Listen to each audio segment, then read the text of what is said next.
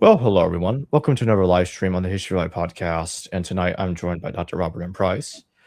And tonight we're going to be discussing his. Oh, I'm muted. Okay.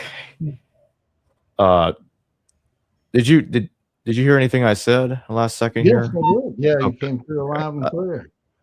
Yeah, yeah. So tonight we're discussing Bob's journey out of Christianity, how he became the scholar that he is now. And before we continue, um, yeah, I realized that I became muted while I was talking for a moment, and then I Hmm, unmuted it. hmm. So anyway, before we continue, again, the GoFundMe link is still up. I have it pinned in the live chat, and the link's also in the description below, and it will also be in the pinned comment. You can find the link specifically in the additional information box or area that's in the description below. Um, but it will also be in a pinned comment, which should be easier to find. And it's pinned in the live chat. We got a little bit more donations in, $910 out of 2,500. So we're getting closer. Hmm. So yeah, I just want to thank everybody for donating so far and everybody else that will donate in advance. It helps keep the show going and deal with expenses. So Bob, can you tell us when you left Christianity and what caused you to leave it? Well, it's funny. This is kind of like what we talked about last night. Where do you draw the line in a process of evolution? Because I remember when I was in high school, I was a faithful member of our church and church youth group and witnessing and the whole thing. And I suddenly learned about apologetics from some chintzy film thing we saw in the youth group, and it showed a guy making the case. Oh yeah, this is how we know Jesus was real and he rose from the dead. I had never thought about that kind of thing before. I simply was in that intellectual context. Yeah, this is what we believe. And I knew that if you were witnessing to people trying to spread the faith, sometimes they had questions reflecting their skepticism. Why should I believe this? But it didn't penetrate with me. I just figure, well, of course, we're right. Christianity is right. So it's a question of finding the right answer for these poor folks. But the more so I thought, hey, this is great because if I study this stuff about the dating and accuracy of the Gospels and all that, that would really give me ammunition to use. It would be beneficial also to the people I witness to, it would help them accept the truth. Well, the more books I read by evangelical apologists like John Warwick Montgomery and F. Bruce, Josh McDowell, and J. and D. Anderson, a whole bunch of these guys, um, though I was avid and accepting of what they said. Hey, good. That sounds good. Never thought of that. But I had this conscience factor where I said, now, I don't want to make a fool of myself. I need to honestly consider if I weren't inclined to believe this already, would these arguments be compelling to me? Because I don't want to just, say whatever might get somebody's attention. I need to know whether they are really legitimate arguments. And the more I got into that, at first, the first step away was to say, uh, in order to judge these things realistic and effective, I have to get into weighing probabilities. And if I weren't a believer, would I see it this way? And if I at first it was just, well, this might be a little weak. Maybe there's a better argument. Maybe I need to learn more about it, and so on. Why these scholars say what they do? But it dawned on me at one point that this was increasing my doubt more than reinforcing my faith. And by that, I don't mean yet that I was learning things that eroded my faith and made it seem weak or implausible. It was just simply the habit of mind where you're saying, now, how probable is this that the gospels are based on eyewitness testimony? How would we know that, really? That sort of thing. And I didn't really doubt that it was true, but I thought, what's the probability of that? And eventually, it wasn't long before I said, I am not just believing any longer, though I miss those days. But now I'm in the what somebody called the marshy bog of probabilities and so on. And it's hard to be dogmatic if you realize, yeah, some of these things are ambiguous, some can never be proved. And when you're in that mode, you're not really a believer anymore. And I found that caused me all kinds of doubt and torment. I wanted to be a good evangelical Christian and grow in the spirit and preach the word and all that stuff. But the more I did, the more it tormented me. Suppose I'm wrong about this. And should I believe it? And if it is true and I stop believing it, am I going to be damned? Oh man, that put me through the ringer on into college when I was involved in intervarsity Christian fellowship and that kind of thing. I wanted it to be true. It was an exciting sort of a thing. But if I really have to leave these things intellectually at arm's length, and what am I doing? Is this the kind of peace that passes understanding that I'm telling people Christ can give them? I don't have that anymore. And so apologetics, by introducing probabilistic consideration of theories, which of course all scholars have to do, that really eroded my faith. And it wasn't yet that I felt like, there's nothing to this. The arguments are bad. No, it was even when I thought they were pretty good, I thought, can I really be sure of this? Can anybody? So the pure faith thing was out eventually. And so I don't know if my doubts fueled my zeal for suppressing them or whatever, but the time came when I had graduated college and was going to Gordon Conwell Seminary, just not for the ministry, but just taking all the courses in New Testament I could. And they were taught by evangelical scholars, and they were real scholars and knew their stuff. But they were all conservative Christians. And I finally came to the point of saying, I just don't think this is viable. I remember in particular one advanced seminar thing we had where it was all about hermeneutics, biblical authority. How do you get from the ancient beliefs and so forth and ancient conditions addressed by New Testament ethics to their application in the modern world?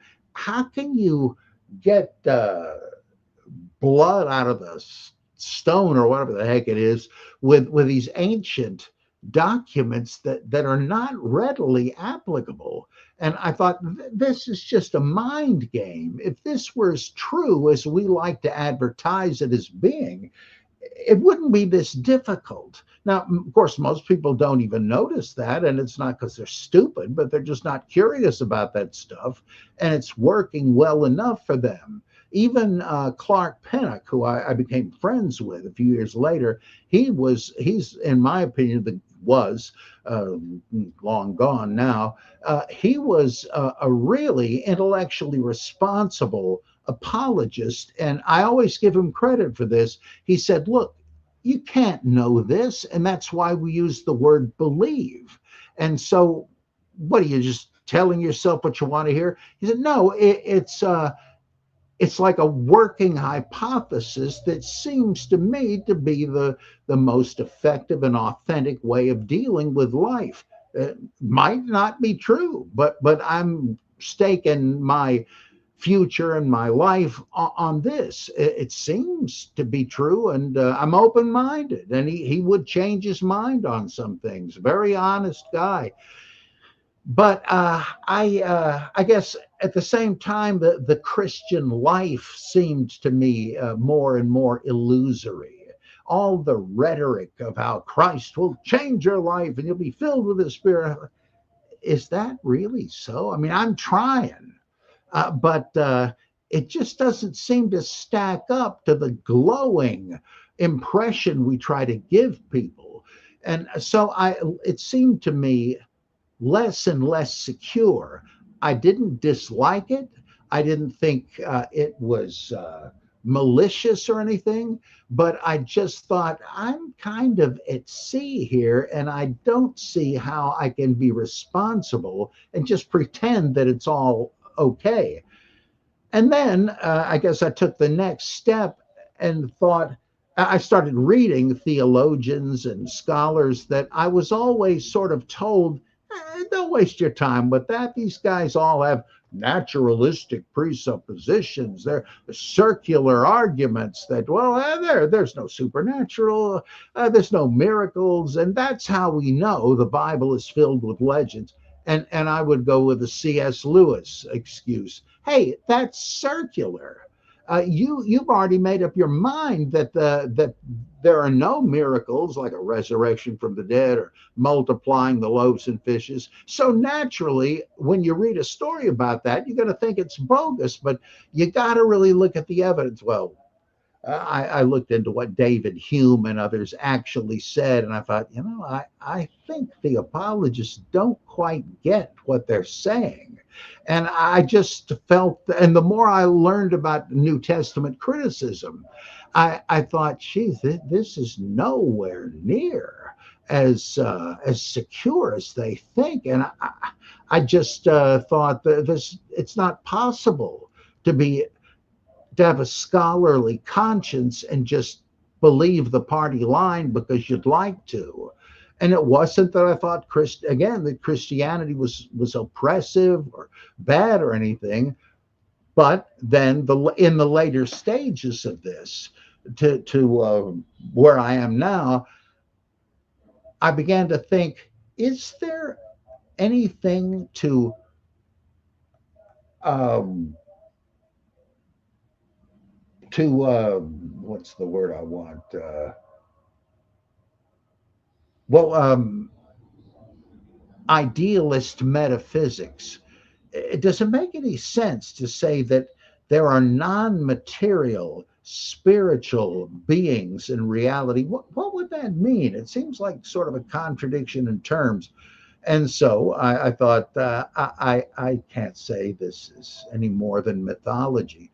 And then the longer I examined this, and this is even more true today, I began to think of all the naive things that otherwise very intelligent people say about praying for this and that. Surely you've got enough experience here to know that these claims are grossly inflated. You pray for something confidently, claim it, and if you ask these things believing that you receive them, you will move mountains and all that stuff. And I thought, well, it's obvious that that doesn't always happen. And so you have this little dance believers do. They say, well, I thought this was the best thing for me, so I asked God for it, but didn't turn out. So I guess he knew better than I did. Well, then you're kind of an agnostic. Then you're saying certainty is not really the right way to go because it's presumptuous. I mean, if you think about it, God would have to know better whether this is a mistake. So how can you pray in confidence? And all the stuff people say about how they make claims about divine providence that fall through. How do you not see this? There's always this bunch of excuses that finally, it's like linguistic or whatever, analytic philosophy. What is actually being claimed here? Or like Flu's parable of the garden, or whatever it was he called it. These explorers are going through a jungle, and there's this sort of relatively bare patch that it looks like it's not quite as wild in its growth. And so one of the explorers says, well, it looks like somebody's kept a garden here. And the other guy says, well, I wouldn't say that. I mean, surely it would be better kept than this if it was a garden. And so they go back and forth. And the guy that insists it's a garden, he says, well, suppose we camp out here and see what happens. Maybe the gardener will show up and that'll settle it. Well, they do stay there for a few days, but there's never any evidence of anybody showing up. And I mean, it could be, but you never see this guy. And it's not really well enough tailored and designed and all that. And so the guy that insists there is a gardener, he's made it meaningless. And finally, his friend says, look, you're telling me that this is a kept garden, but that there's no real difference in the way it would look if there was no garden. So what is it you're really saying here? It's just gibberish, ultimately. It's as if you said, boy, it's rainy today, but it's also the sun is shining bright. What? I understand both of the things you're saying, but you're claiming they're both true at the same time. I don't know what you're talking about. This just doesn't make any sense. But believers do that. They'll go back from one foot to the other and say whatever they have to maintain the illusion. And like when Franklin Graham has these commercials on TV where he says, you can know your salvation, pray this prayer with me. God, I believe Jesus was your son and he rose from the dead. And I think, on what possible basis do you claim to know this? Well, of course, he's just believing it for emotional reasons. And that's just grossly irresponsible intellectually. And then it got worse as I began to examine. I got a PhD in systematic theology. And I still find it all really very fascinating. But doing that, and the more I looked into it, the more I began to think, none of this really makes sense. Predestination and free will, how can they both be true? Why did the fall of the human race occur? Couldn't God have created beings who would spontaneously do the right thing? I mean, why did he make us susceptible to sin and so forth? Or the Trinity. What is it you're supposed to believe? When, oh yes, I'm a Trinitarian. Could you explain to me in what sense the three are one? And people give you analogies for that, they just don't make sense. Or the Bible, it's the authoritative word of God. Of course, it seems to contradict itself, but we can always kind of fiddle around with that and re-explain things. But gee, we're not supposed to do that, because the authoritative sense of Scripture is the apparent sense. We don't want to start allegorizing it until you say, oh, geez, it looks like Paul and James don't agree here. I bet, if James had it to say over again, he'd say, oh, Paul is right. What? And the theories of the atonement. Jesus died for your sins. What do you mean? How could his death to pay the debt for real sinners? What are you talking about? It's not like paying for your friend's parking ticket or something. And the more I looked into it, the more I thought this stuff is just sloganeering. And that didn't make me despise religious people. though I do have a problem with media evangelists. But I began to think, in a sense, the Gnostics were right that you can't expect everybody to come to the realization of this, that the religion is man made, that it's not really a description of reality, but it is good for those who believe it. It can be anyway. And I thought this is like Gnosticism, because the true Gnostics, the pneumatics, they said ordinary Judaism, Christianity, they're really creations of these fallen angels who are really inculcating worship of themselves because they did create the religions. And so you're really worshiping angels if you're believing this is literally true, but it's better than despair and chaos. I know better that it is a scheme. So I am more enlightened, like my fellow enlightened people, but I don't look down on people that can't see it because they're like the sukikoi, the natural ones as opposed to the spiritual ones. They're doing the best they can, and their religion, whatever it is making them better people. I'm not going to rock the boat. I'm not going to try to deprive them of their faith, but I think I know better. And I figured, well, I still do love the Bible, and there's a lot of great teaching in the Bible. Some of it I can't quite buy. And then I thought, I don't know if I can still call myself a Christian just because I see wisdom like in the Gospels, because I think to be a Christian means you are accepting Jesus as your Lord, as they say. But I'm not doing that. I just find that I agree with Jesus as he's described in the stories a good bit of the time, but that's not saying, yeah, Jesus is Lord. It's more like saying, I think that guy Plato really had a clear head on some of these things, but that doesn't make me a disciple of Plato. So I eventually figured, I guess I'm not a Christian, like Joseph Campbell. I'm not really anything, though I love all the religions. They're fascinating. They're a kind of art. They're noble and beautiful creations of the human spirit, but they're not what they're cracked up to be. And that's okay.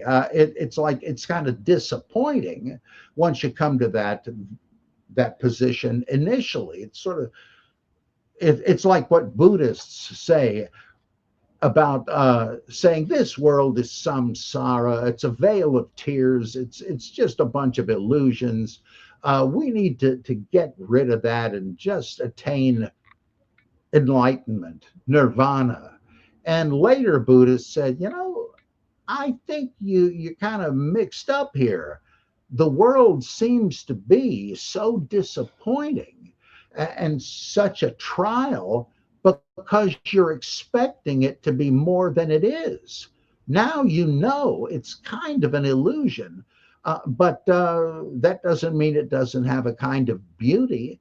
You mustn't expect too much out of it, and then you'll appreciate it for what it is. And that's the way I feel about religion. I'm not a believer anymore, but I love this stuff and want to study it and so forth. So I feel like I've kind of transcended it, not because I'm some kind of a genius, but I just sort of eventually untied the various knots and felt like that I love the Christian tradition, but I guess I just don't feel a part of it anymore. So I'm not anti-Christian. I really don't like these militant atheists who are just making fools of themselves by just attacking what they once believed. And I'll just finish this rant with this. A Protestant sociologist and philosopher, Max Scheler, he was one of the pioneers of the sociology of knowledge. He said that there's two kinds of former believers. There are apostates who have fallen from their faith and henceforth are warring against it, sort of taking revenge on it for having been deceived by it. But that's pure negativism. The other kind is the convert. You found your first faith, your first position not to be viable. It didn't prove out. But what do? You look for something better. You're not fixated still. You're not fighting the same battle, just changing sides. You're leaving the stadium and finding something else to do. And that, I think, is a healthy minded way of looking at it. So my skeptical and atheist pals, they're okay with me. My evangelical apologist friends, I do have them. They're okay with me. I like that approach. Will there be any eternal repercussions? I can't believe in stuff like hell. That just seems obviously childish scare tactics. It can't really be true. It retards moral motivation. That can't be true. Just like some creed that promotes hatred. That can't be right. So I don't think there's any fear anymore. What if I'm wrong? You can get, if you were once a believer and you're beset by doubts, you're still enough of a believer deep down to say, we're taking an awful risk, Vader. That suppose I'm wrong about this and I'm going to hell. It's like you still believe it enough to be afraid of that. But when you finally say, no, that's just a neurosis. That's just the past whispering to you. You got reasons for not believing this. Stick to it. But there's no reason to hate people. And so I feel free of it. And life is more meaningful and rich to me than ever. And I love religion and religious people, but I just am no longer on either of the teams. So we got some super chat questions. Philuscanus, I hope I pronounced that right. Thank you for your super chat. What lost manuscript would you both like to see turn up? I guess I'll go first on that one. A full text of the first Gospel of Thomas, the first version. I think, but for me, it would be either the Gospel according to the Hebrews or Papias's exposition of the oracles of our Lord. I would love to see either of those. And who knows? Maybe they'll discover them. Not impossible. I mean, they're discovering stuff all the time. Crimson90, thank you for your super chat. Just dropped $25 on the GoFundMe. Thanks for everything. Well, thank you very much, Crimson. I appreciate it. Philuscanus again. Thank you for your super chat. What is it about the story of Jesus Christ that is so powerful and has endured almost 2,000 years? Well, Jesus is depicted as a kind of moral Superman, a fighter against a religious establishment that stifles innovation. I mean, that much seems to be true, whether there was a Jesus or not. This figure we find there presents a great challenge. And it's not that he's just a miracle worker. You might as well be reading a comic book if that's all you're interested in. And of course, I read comic books, so I'm not putting anybody down there.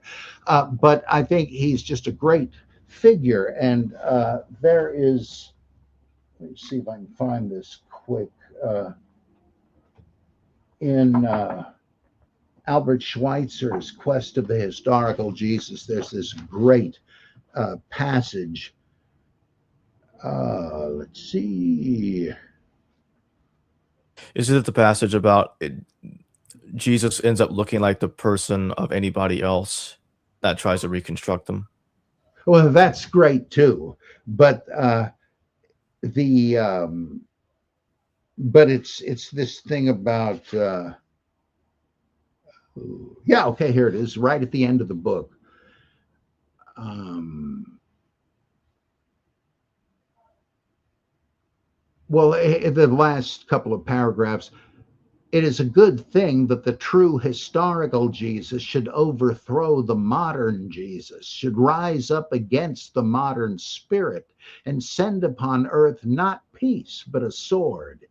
He was not teacher, not a casuist.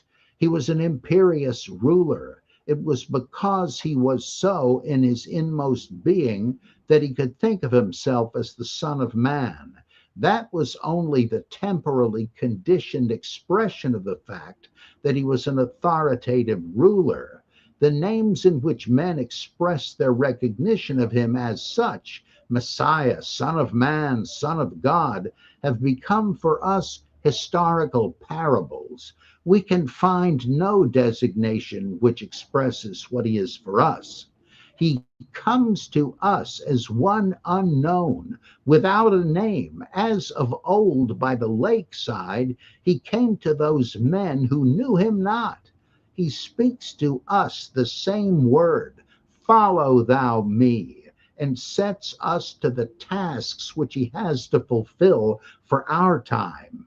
He commands, and to those who obey him, whether they be wise or simple, he will reveal himself in the toils, the conflicts, the sufferings which they shall pass through in his fellowship. And as an ineffable mystery, they shall learn in their own experience who he is. I really think that's great. And it comes from a guy that lived up to that.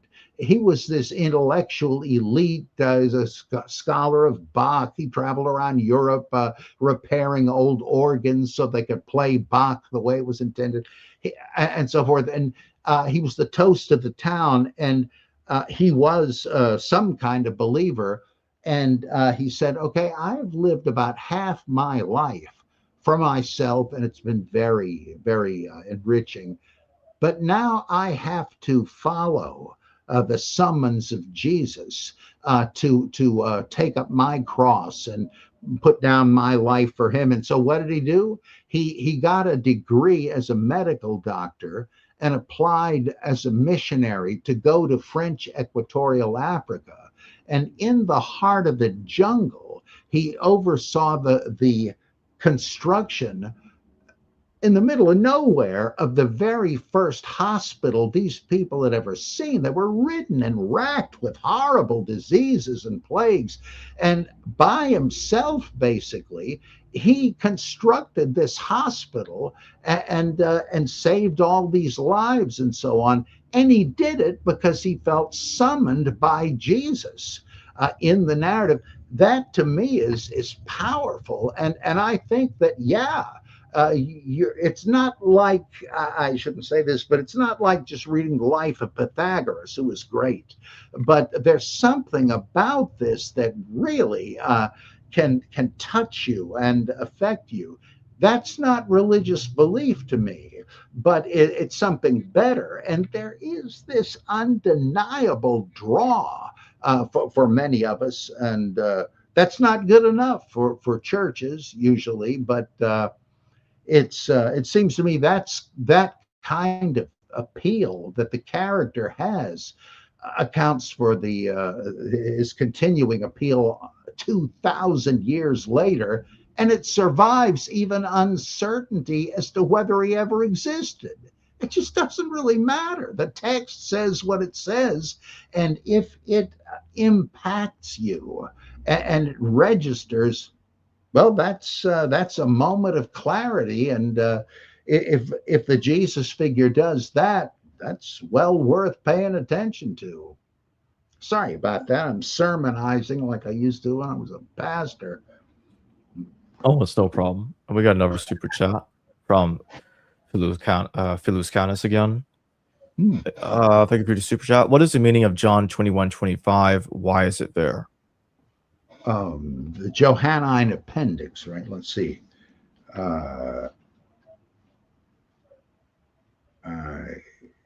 Here we go. Almost have it.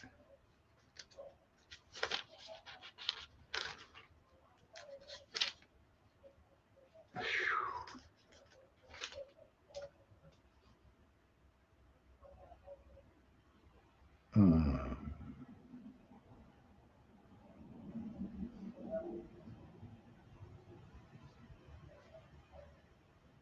okay. Yeah, this is the conclusion. Now, there are also many other things that Jesus did. Were every one of them to be written, I suppose that the world itself could not contain the books that would be written, which is sort of tantalizing, even if you're just a fan of New Testament criticism. But I kind of think that what that signifies is not that, I've told you a bunch of things, but I got a million of them, as Jimmy Durante used to say. No, he probably didn't.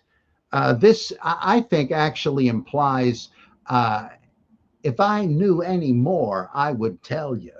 But this is it.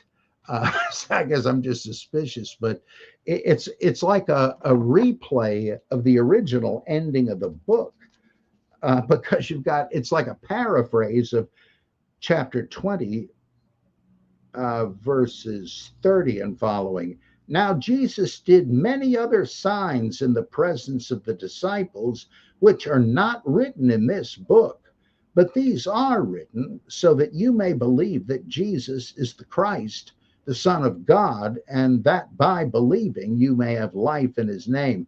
Well, somebody added chapter 21 to deal with some business and then just tried to reproduce the original ending, and just in paraphrase. But I think it's just saying, oh, yeah, you think this is impressive? There's loads more where that came from, but I'm not going to tell you. So I think it's kind of big talk, but it's also kind of like the beginning of Luke, in fact, where he says, oh, yeah, many people have undertaken to write up what I'm about to tell you, but I decided to, do the job right. And so that's what you're going to get. Um, where did they get these stories? The beloved disciple, and who was that? It's very, very iffy. It's all floating in a kind of a vacuum because it's very difficult to believe any of these stories. It's like the principle of analogy. Can you really picture a guy multiplying loaves and fish to feed thousands of people and all they've got is a can of tuna and a package of crackers? No, I can just about believe that some faith healer has juiced up somebody who was feeling down, but somebody walking on water, come on. The apologists that say, oh yes, these stories were passed down by eyewitnesses. Wait a minute, you actually think these guys saw Jesus defying gravity? Uh, What sort of a fantasy world are you swimming around in? Things like this don't happen. And you just can't take it seriously, and nobody would unless they were catechized to believe it. And so this kind of claim, oh yeah, you think this was big? I got all kinds of others. Yeah, sure you do. But I think that is his point. Saying there's more where this came from, but this ought to be enough to do it, to hook you. No, I'm afraid not. We got another super chat. Philip Scout said, thank you for yet another super chat. Do you think Gnosticism was inspired by ancient Egyptian religions such as the Syzygies being in pairs, like Osiris plus Isis, Yahweh, Ashura, and the Ogdud? I don't know. There certainly are reasons to think that Egyptian religion was one of the sources for it, but it's kind of like Christianity per se. It's like an embarrassment of riches. You can find parallels. I mean, certainly plain old Christianity must be heavily influenced by the Osiris religion. And Gnosticism would it's easy to see how that, like the examples you mentioned, you can well imagine that they derive that, or the Last Supper. the body and blood, bread and wine. That sounds like the Osiris religion. There's a whole lot of parallels there. And Gnosticism would be another one. But there's so many types of Gnosticism, even within the Nag Hammadi library, where you've got the Sethians and Valentinians and other ones that they were all debating with each other and condemning each other and so forth. So who knows? But it's quite likely what you say is true, and that it did come in a significant measure from traditional Egyptian religion. And just to correct myself, I think it was pronounced Ogdode and not Ogdude, but anyway. What led you to come to the conclusion that Jesus likely did not exist as a historical figure? Well, the thing that really broke the camel's back there was I did a bunch of research reading a bunch of scholars who tried to show that this or that or the other gospel story looks like a rewrite of an Old Testament story about Elijah or Moses or Joshua. And there were several such books. John Dominic Crossan does that, and Thomas L. Brody and Randall Helms. And after reading a bunch of these and taking notes, I wasn't convinced by everything they said, because it's not that clear. Even if it's true, it's hard to prove it. But with many of these stories, it seemed to me the most reasonable explanation. Yeah, these are rewrites of the Old Testament and of Homer and so on. And by the end of the thing, I realized virtually every story in the Gospels and a lot of them in Acts seemed to be, they would make loads of sense as rewrites of Hebrew scripture. And I thought, now, wait a minute, what does that mean? Why is there no mundane, biographical, genuinely historical material in here? I mean, miracles are attributed to some of the Caesars and all that, but that's just was Muhammad. What is it? Could Muhammad move a mountain, or was that just PR and Jesus Christ Superstar? Yeah, sure, they had some of that stuff, but there's also plenty of objective historical stuff that ties these figures into world history. But with Jesus, it all seems self-contained, except insofar that it looks like rewrites of the Old Testament. And like there's nothing but that. And so I thought, this has got to mean that he's a literary character all the way down. And so I can't prove that, but I'm not certain about it. But that moved me across the line to say, I'm afraid I think this is the most likely possibility. Who knows, right? And wouldn't take much if they could discover it, to prove there was a Jesus, but nobody's found anything yet. And so I think if there was one, why would he have been totally buried like this in literary allusions and all that? In fact, you can do the same thing with Moses with form criticism. You can show how virtually all the Moses stories were told to legitimate some place name or personal name or some ritual or practice. By time, it's like Moses slept here. So I doubt seriously that there was ever a Moses. The same thing occurs with Muhammad and the Buddha. I never would have thought that. But it just seems to me that with Jesus, you're probably dealing with purely literary creation. Who knows? Of course, I love this story from Clarence Darrow, a great agnostic and skeptic. his views are well known, and somebody asked him, Mr. Darrow, suppose you shuffled off and found yourself in heaven with a circle of apostles and prophets around you. And they say, well, Mr. Darrow, looks like you were wrong. What do you got to say for yourself now? And Darrow said, well, I would say, gentlemen, I was mistaken. Yeah, that's the way I feel. May be wrong, but I'm not staking anything on this. I'm not trying to get people to believe in mythicism or anything. What do I care? It's just an intriguing subject to me. And that's what finally pushed me over the edge. Not just mythical parallels, a dying and rising God. I mean, that's almost totally devastating. But on top of that, that all these stories appeared to be Elijah and Elisha and Moses stories, rewritten with different names changed and all that. That was too much for me. And I said, okay, I guess I'm a mythicist.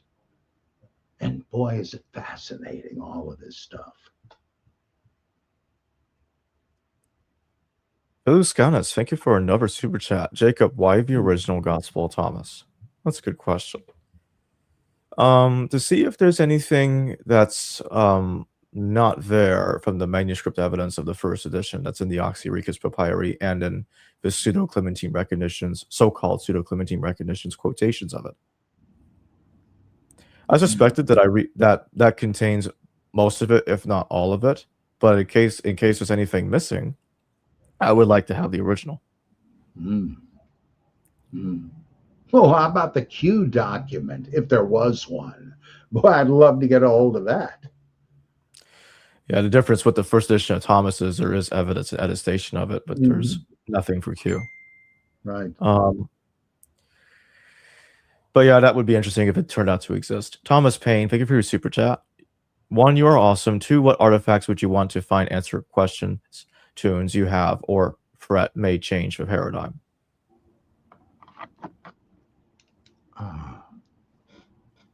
Oh. Well, I've always thought if they, the Oxyrhynchus Papyri, there were all kinds of things like bills and receipts and fragments of letters and just trash they used to stuff these alligators once they cured them. Well, they decided to razor blade some of these things open to see what the heck they stuffed them with, and our first knowledge of the Gospel of Thomas came from that, because there were fragments of a larger document that turned out to be Thomas once they discovered the whole thing in 1945. Well, let's see. Yeah, I thought, suppose somebody found a bunch of papyri and found a letter from, let's say, a traveling businessman. I mean, there are such letters back then, usually pretty mundane. This guy's writing to his wife, how's everybody, how are the kids, and so on. Suppose in such a letter, somebody not trying to prove anything happened to say, while I was in Jerusalem, I had the opportunity to hear the popular Jesus of Nazareth dispensing his wisdom, an impressive man. Okay, to me, that would be the end of mythicism. I'd still think a lot of the stuff had been fabricated, but that would be enough to me to say, yeah, okay, I guess there was such a Jesus, at least some kind of rabbi or prophet or something. But, and maybe they will discover something like that, but so far, nothing. And so, but that's all it would take. It wouldn't be a vision or something I mean, that wouldn't prove anything anyway. I know people that claim there was this elderly lady that ran a used bookstore, and I bought some paperback from her, and I don't know how we got to talking, but she said that all of her relatives lived to be at least 100. And she prayed to Jesus that she too would live to be 100. And so one night, Jesus appeared to her and said, I've heard your prayer. You will outlast 100. And the woman said, would you put that in writing? And he did. He wrote her a note and I guess signed it Jesus Christ. This woman she wasn't wearing a straitjacket. She didn't appear to be a lunatic. But of course, I think she was hallucinating or dreaming or something like that. But that wouldn't be veridical. Suppose you think you saw Jesus. Well, people are thinking they see people all the time and they're hallucinating. So that wouldn't really tell me anything, but just a scrap of papyrus that happened to mention Jesus. So nobody's trying to prove anything. I would say that ought to do it. We'd still have to ask, well, okay, how much of the stuff in the Gospels did he really say or do? But that would settle that issue. And if somebody finds it, I will be the first to say, gentlemen, I was mistaken.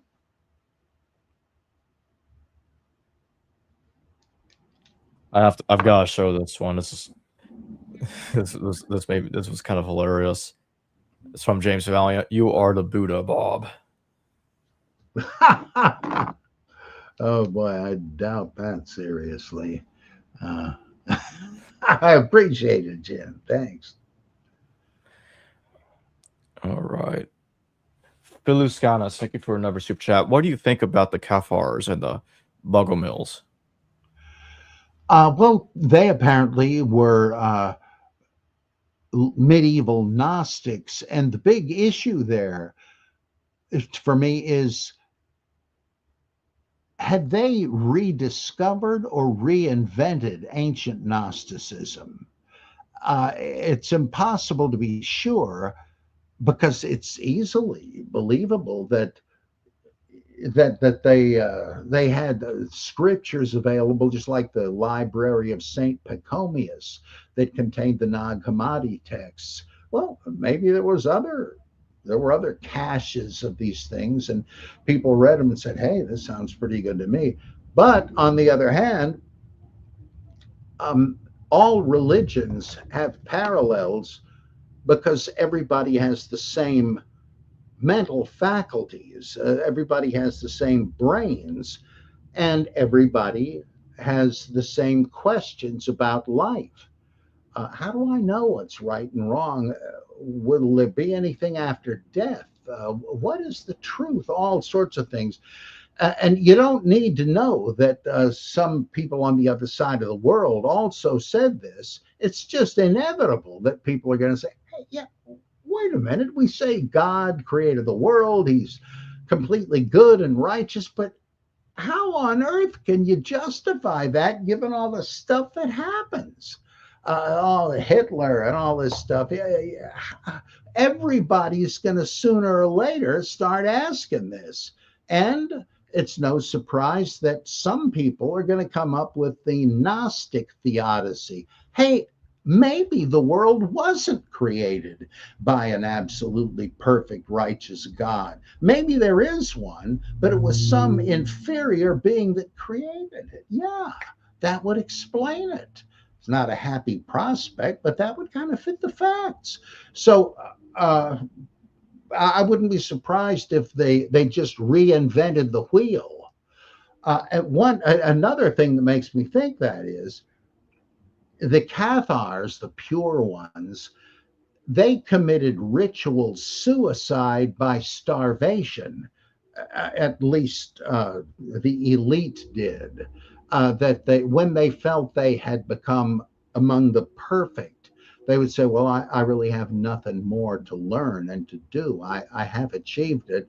So long, folks. And they just starve themselves to death to free the spirit and all that. Well, it so happens that over in India, the Jainists came up with the same thing, this ritual suicide. Now, did the Cathars have any idea about Jainism or vice versa? No. They just had the same sort of issues, the same sort of questions, and came up with the same kind of stuff. Same thing with reincarnation. The ancient Greeks had it, the Hindus had it, and so on. They could have borrowed it one from the other. I mean, there was plenty of trade going on. It wasn't like they were on another planet. And if you're saying again, theodicy, how is there any justice in this world? Look at these people that never have a chance, of children that die from starvation. How is this just? Where is there going to be some recompense? Oh, maybe they'll get their innings in another life. Yeah, surely that's got to be it. Well, sooner or later, that's going to occur to various people around the world. So they didn't necessarily get it from each other. It's not that tough to come up with this stuff. So that, to me, is the question that is raised in crystal clarity by comparing the medieval Gnostics with the ancient ones. And it doesn't help solve the problem, but it sure does raise the problem. Did they reinvent the wheel? Or did they rediscover the wheel? Hey, these guys, I never thought of this, but they did. Or maybe you thought of it and then later, well, son of a gun, what do you know? They were smart enough too. But don't know. All the more interesting, though. We got a few more super chats. Phyllis Scanis, thank you for another super chat. Do you think as religiosity and Bible literacy continues its sharp decline, will the field of biblical studies die off in 50 or 100 years? It depends. Like, I think in graduate school, it will continue because religion is never, I mean, you're going to have Islamic zealots forever. No matter how much you bomb the Shiites in Iran, you're never going to get rid of fanatical religious zealotry. So it'll always be important to understand religion as best you can. And religiosity is pretty resilient, given the stakes of meaninglessness on the one hand or confidence on the other. I don't understand things now, but when I get to heaven, I will. That is so attractive to people that I find it hard to imagine that religion will ever pass away. But even if and when it does, there'll be a lot of people doing the autopsy. Like when we study Greek mythology, say, wow, these people believed in this and that and the other thing. Well, the less people believe in it, I suspect they'll be more interested in how on earth did people believe this. So I don't think, and skeptics and atheists, they love studying religion. I found out when I was working for the Council for Secular Humanism, these people could not get enough of Bible stuff. Partly, I guess, because they had abandoned it and thought it was oppressive. And they thought, what's the real deal about this? But I was just amazed at how interested they were. Again and again, different groups. So I would find it hard to believe that it'll, even if everybody became secularists, I still think you would have a lot of focus on studying religion, and there'd be more objectivity to it as well. And because it's easier, once you're a bit distanced from it, to understand it better. All right, let's go on to the next super chat. Thomas Payne, thank you for your super chat. Is there anything like a parallel Bible that compares the Bible not to different translations, but instead to other myths? There is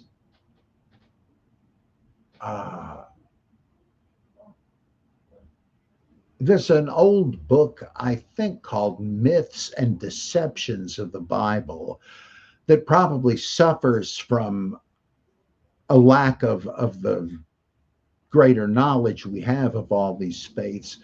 But as I recall, this book does say You want to talk about a world flood and a guy surviving in an ark? Well, which one do you want to read first? Because there's several of them. So there are comparative mythology books like that. I can't really come up with a more recent one, but I'm sure there are. That one might be worth looking up on Amazon. I believe it's Myths and Deceptions of the Bible, which sounds like kind of an axe grinding thing, but it has helpful data in it. And I'm sure there'd be other similar works. I just can't think of them offhand. But that is very illuminating to find out that Pythagoras had a story where he saved the lives of loads of fish that were caught. And he told he was a vegetarian, and he says to the fisherman, "Hey, if I can tell you how many fish there are here, would you let them go? And I'll pay you the equivalent amount." Sure, go ahead. And of course, he knew, as a philosopher somehow. That sounds a lot like John 21. When hey, you catch anything? No, not so far. Well, try over there. And then there's some more of them than they can deal with, and they haul the nets in. And while Jesus is reacquainting with himself with the disciples after being killed, uh, they I've always found this so hilarious. Peter's talking to Jesus, and the thing about my denying you, I was just kidding. Well, while they're having this heart to heart, somebody is counting the fish because the evangelist says there were 153 of them, which happened to be one of the favorite numbers of Pythagoras. So it must have come from that. But I've always thought it was hilariously funny. Hey, you guys go talk to the resurrected Son of God. I got more important stuff to do here. I'm going to count the fish. Anyway, yeah, there are. Another book. I do remember this. A comparative source book for the study of the Gospels, I think, by David Dungan, Dungan, and David Cartledge. I could have some of the words in the title juggled. Is it a source book for comparative study of the Gospels, but with those two names, I'm sure the book's still available. That does a great job. It says here's the gospel passage, and here's some rabbinical, and here's some Apollonius of Tyana parallels, and it's real eye-opening.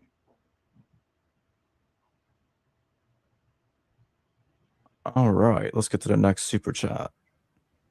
Philuscanis, thank you for another super chat. Did some of the Old Testament authors believe in monism and non-duality? Isaiah 45:7. Let's see.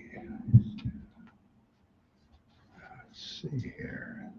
Yeah, that's the passage about God creating evil and good, making peace and creating evil. I form light and create darkness. I make well-being and create calamity. I am Yahweh who does all these things. I don't think that I tell you what I do think is a biblical intimation of pantheism is where in First Corinthians it says, now we see in a glass darkly, but then face to face. And it suddenly hit me one day, a glass, a looking glass, a mirror. They had sort of poor mirrors back then, just a polished metal. And so you don't get a really accurate reflection of yourself. But then one day we'll see face to face. You mean in a better mirror? Whose face do you see in a mirror? Yours. They're trying to say that It says, we shall know as we are known. Is that because it's God on both sides of it? I don't know. I mean, it doesn't go on to explain that, but you could say that it's like one of these things that Tillich talks about. He says the Bible is always implying metaphysical questions that it doesn't venture to answer. That's left up to us. Like in Romans 8, I think it is, where it says, he who searches the hearts knows the mind of the Spirit, for something about our prayers that are inarticulate groanings. And Tillich says, you see this? It's like the Spirit is on both ends of the communication here. He's inspiring the prayer and he's hearing the prayer. And Tillich said, well, what does that mean? Is that implying some sort of pantheism or monism? Could be. You never know. I mean, they open doors a crack and never wind up going through them. But for this, I tend to think this is like the pre-moralization of the idea of holiness, in the Rudolf Otto sense, that we think of God being holy, meaning that he's morally perfect. Could God sin? It's a moot point. He never would sin. It's never going to happen because of his character. No, before that, as Otto documented a good bit, the holy meant the holy, WHOLLY, the holy other.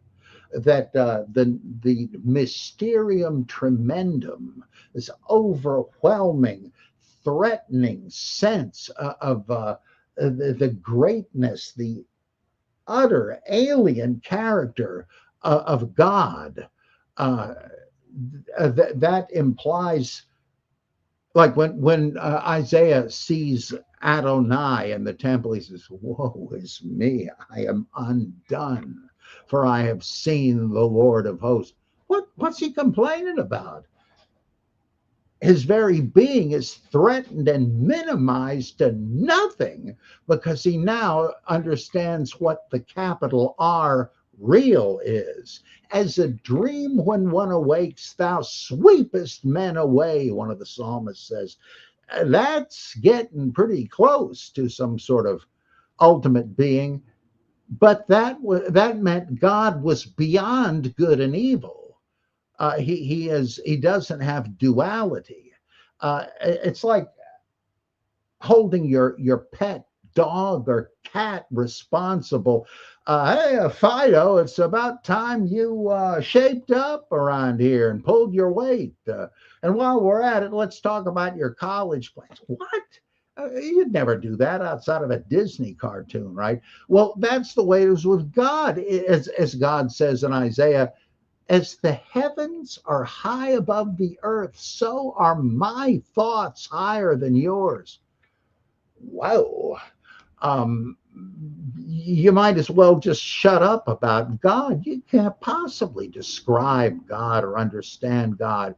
Any God concept you have is an idol.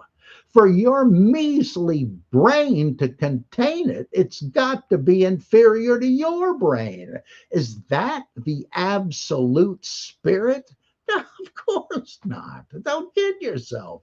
And so I think it was beyond good and evil that Isaiah has God talking about. But later on, you don't hear that kind of thing. They moralize God. And that's where you get Satan coming in. They borrowed that from Zoroastrianism. How do we explain the presence of evil? If you've just got God, that's a real puzzler. But if you have an anti-God, and the good God is not technically all-powerful, well, that would explain things. And since a good God is going to be wiser, it's a safe bet he's going to win the struggle one day. but they were willing to say, it's better to believe that if God could eradicate evil, he would do it. So he must not be able to, but let's join him in the fight. But once that happened, then you get Satan, who used to be God's servant, become his enemy, because those Zoroastrians had a point. Maybe there's a negative God at work. Could it be Satan, like the church lady used to say? But you're right. These questions are raised, if implicitly, in this, and that's what's so great about theology. That you can do this artistic thing of creating these castles of dream and speculation, as long as you remember that's what they are. They're kind of offerings to God, if you want to put it that way. But you have to be humble and recognize a man's, what does Clint Eastwood say? A man's got to know his limitations. And that's nowhere more true than in theology. All right, on to the next super chat. Crimson 90, thank you for your super chat. I love when you have Dr. Bob on. I love his diatribes and tangents. Gets the brain juices flowing. Dr. Bob is the best. Well, thank you, Crimson. Oh, thanks. It gets my brain juices flowing. I have a long day and I'm tired until I come on the show, and then whoa, it's very invigorating. So I'm glad you enjoy it. Awesome.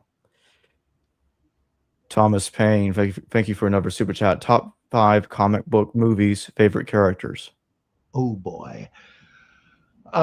Captain America, the First Avenger, the 1989 Batman, Batman versus Superman, the Avengers, and the Avengers Age of Ultron, I would say, are my top 5, but there are real good ones beyond that. Too many to count, and very profound. There is real moral and philosophical depth in the comic book superheroes, some of them that really teach important lessons. The comic books are the modern mythology.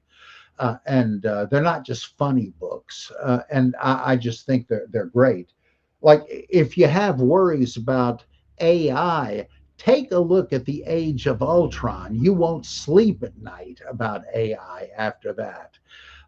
It's great stuff. As to my favorite characters, I always think Superman, Spider-Man, Captain America, and Batman. Those would be my absolute favorites, but there's so many others that compete with them. In fact, I've got, well, you can probably see, though the light is not very good in here. I've lost a bulb here. I've got superheroes all over the place, my little totems.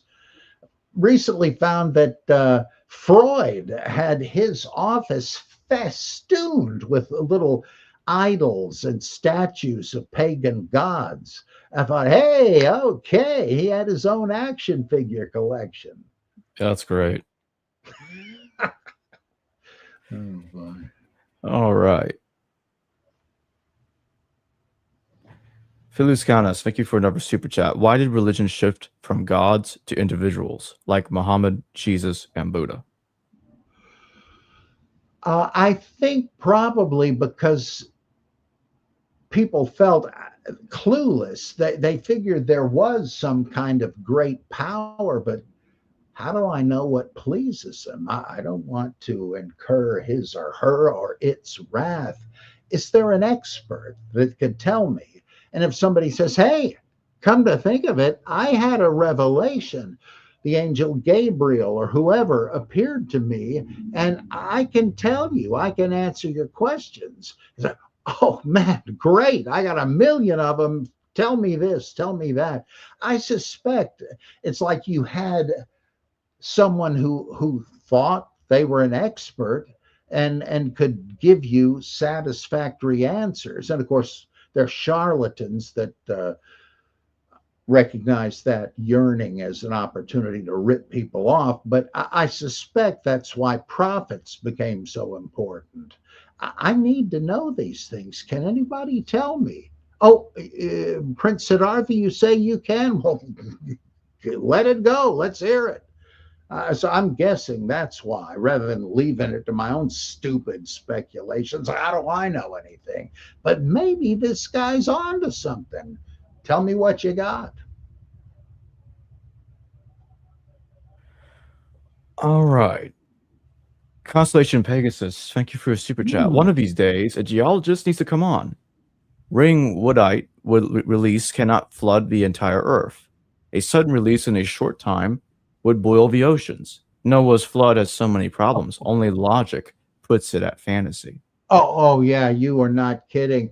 Robert A. Moore, who I've never met but used to correspond with, this guy wrote a treatise that appeared as an issue of creation evolution, which I think the American Humanist Association put out. And it's called The Impossible Voyage of Noah's Ark. And it and there's a cartoon on the cover that shows the big ark with huge holes in it. And it just shows how, from every standpoint, this is impossible. It's just ridiculous. And of course, that's because of the modern world. Like, they didn't have to ask, well, geez, how did Noah get koala bears and kangaroos and polar bears and all that in the ark? He didn't know there were such things. The storytellers didn't know that. And so it just didn't occur to them. They didn't know anything about this. So it's like a fairy tale. But every different culture seems to have some version of it, because they all probably suffered from devastating floods at one time or another all over the earth.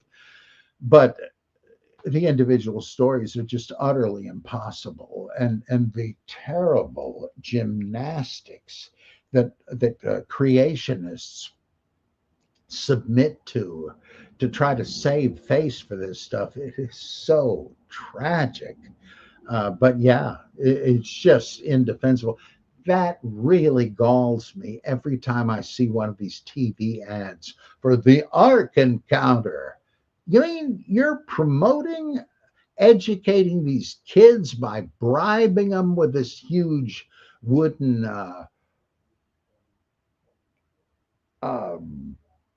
playground with animals and stuff in there? You're catechizing them into believing this pre-scientific nonsense.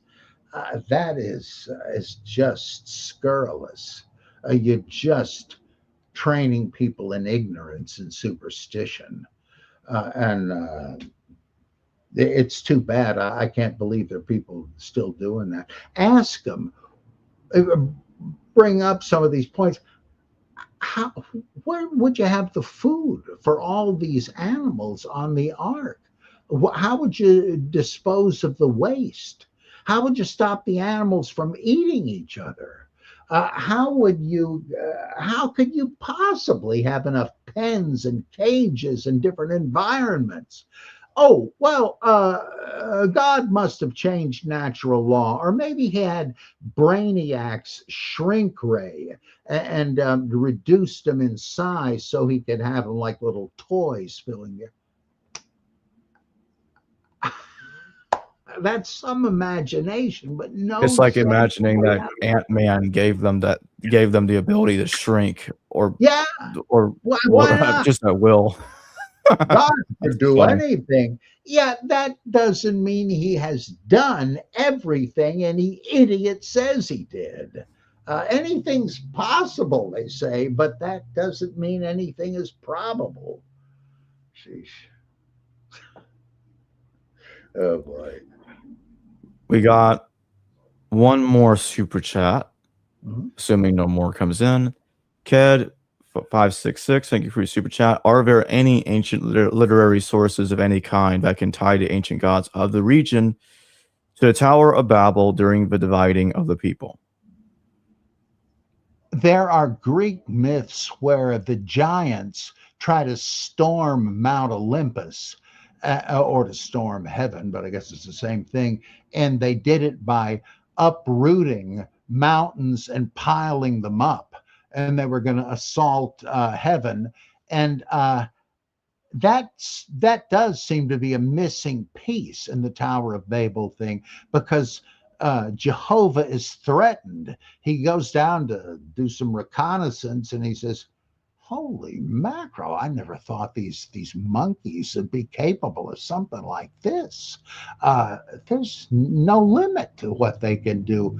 We got to nip this in the bud, fellow deities. Oh, I got it. Let's make them all speak different languages. Hey, Caleb, hand me that hammer. And he's what good's a bologna sandwich going to do you? What are you talking about? And then they just couldn't communicate. Oh, forget it. We might as well just leave and can't live together anymore. But why is God threatened? It might be because the builders of the tower were trying to scale heaven. Who knows? But that does kind of throw light on the thing. And I forget exactly where that's mentioned, but in one of these great books, like by Robert Graves about Greek mythology, it's probably in there. And there's a whole bunch of parallels between Greek mythology and the Bible to an amazing degree. Like the Gerasene demoniac is Polyphemus the Cyclops, and the demon-possessed pigs are Odysseus's men turned into pigs by Circe, and one thing after another.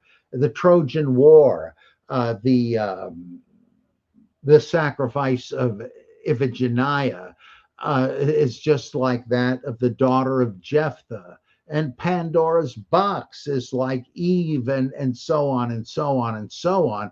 It's obvious they're all in the same neighborhood and just hear slightly different versions. Like when you hear jokes. Oh, yeah, I've heard that one before. Different names, but yeah, that's what happened in oral transmission. But there is great stuff like that. And a great book on that by Robert Graves, same guy, and Raphael Patai. It's called Hebrew Myths, the Book of Genesis. And it really is great for plugging in these neighboring Mesopotamian and Greek and Roman parallels that were likely just cross-fertilizing each other. But that's a terrific book. So I just want to remind everybody real quick before we close, the link to the GoFundMe will be in the description below and in the pinned comment, as well as the links to Bob Price's books and his Substack page. And with that being said, Bob, thank you for joining me tonight. Thank you for having me. Hello, viewers. Thanks for watching this video from the History Valley YouTube channel. Please don't forget to subscribe and hit the notification bell. And if any of you wish to further support this channel, please consider checking out this channel's Patreon page and becoming a patron, and/or donate through PayPal or through Super Chat during your live stream. Thank you.